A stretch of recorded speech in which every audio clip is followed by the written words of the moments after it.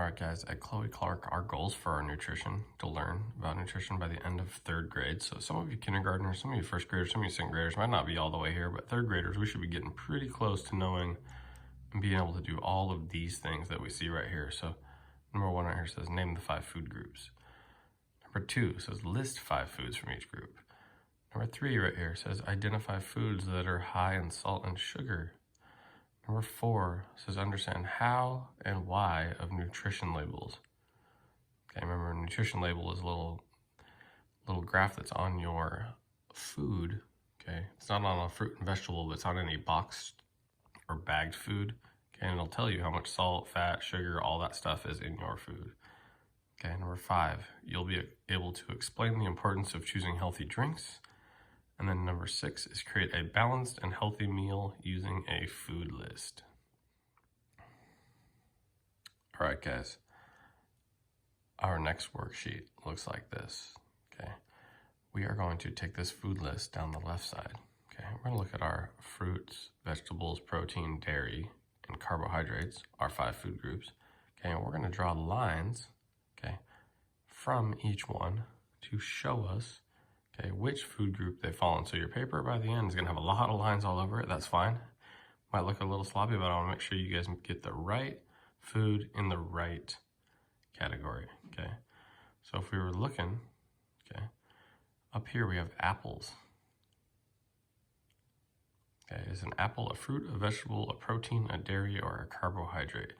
I know that apples are a fruit, okay, so I'm gonna draw a line straight across to fruits, okay? And then you can work your way down. When you get down to the bottom, you're gonna see a couple that are a little bit tricky. Hot dog and spaghetti and meatballs, those have a few different ingredients, so you might have to make 2 lines. So for spaghetti and meatballs, you might know that the noodles and the spaghetti are carbohydrates. The meatballs are a different food group, so you're gonna have to draw 2 lines for a couple of them. All right, guys, we're gonna move on to our circling the foods worksheet. So our first one over here on the left says circle the high sugar foods. So you're going to find all the pictures that have high sugar and you're going to circle those ones.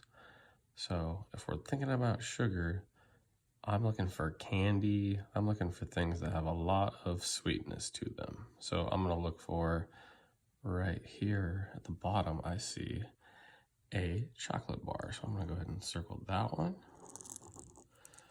Okay, and I'm gonna let you guys work on the rest, okay, on your own. So if you wanna pause me, and when you get ready to move on, you can look over here. Now we're gonna circle the salty foods. So what you might see here is a cherry. Does that have a lot of salt? Probably not. If you work your way down, oh, Cheetos, French fries, things like that, then you'd probably want to circle those chips that have a lot of salt. Okay, now we're gonna look for high protein foods. Those are things that help us build muscle. Okay, so if I'm looking, if you know your food groups very well, which we've gone over a lot the last year, okay, I see some vegetables, I see a protein bar, so would that have a high protein? Yes, so I could circle that one. Okay, and now I'm gonna have you guys finish the worksheet on your own. If you want, you can take a picture and send it my way. All right, guys, now we're gonna do this worksheet that just says circle your best answer. And then down here, circle true or false. Okay, I'm not gonna do it all for you, but we are gonna do the first one together. Okay, so the first question is which one is higher in sodium? Remember, sodium means salt. So would we want chocolate for that answer, or would we want potato chips? I think chocolate's very sweet, chips taste very salty, so I'm gonna circle chips.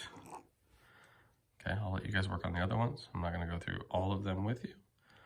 Okay, and then down here at the bottom, you're gonna circle true or false on each of these, okay? Reading a nutrition label will tell me how much protein, carbs, and fat are in my food. Is that true or false? Are all of those on the nutrition label to make it true, or are they not on there to make it false? I am going to say true on that one.